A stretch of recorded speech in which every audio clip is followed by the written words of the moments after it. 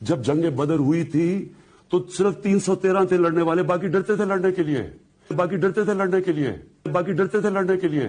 ان کے جب اب اللہ کے حبیب تھے، اللہ قرآن میں کہتا ہے میرے حبیب تھے، لیکن ان کو جب مشکل وقت 10 سال میں صرف 40 لوگ مسلمان ہوئے تھے، کیا کیا مشکلوں کا سامنا نہیں کرنا پڑا۔ لوگوں نے مذاق اڑایا، ذلیل کیا، آسٹرسائز کیا، ذلیل کیا، آسٹرسائز کیا۔ پیغمبر اللہ کے آئے لیکن وہ ہیومن ہسٹری میں ان کا ذکر ہی نہیں ہے، بڑا کم ذکر ہے۔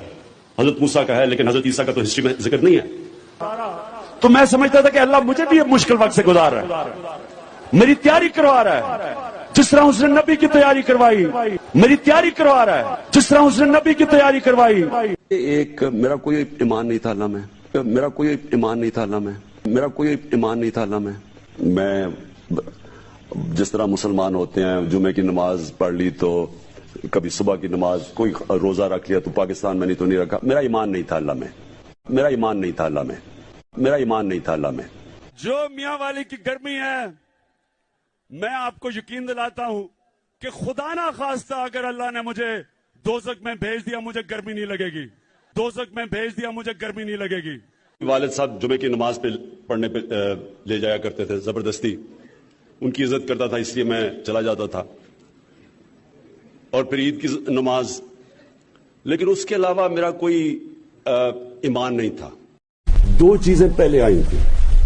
622 میں نبی صلی اللہ علیہ وسلم ہجرت کر کے مدینہ گئے، اور پہلے 5 سال بڑی مشکل سے امت مشکلوں کا سامنا کرنا پڑا، سروائیو کیا، کوئی خوشحالی نہیں تھی۔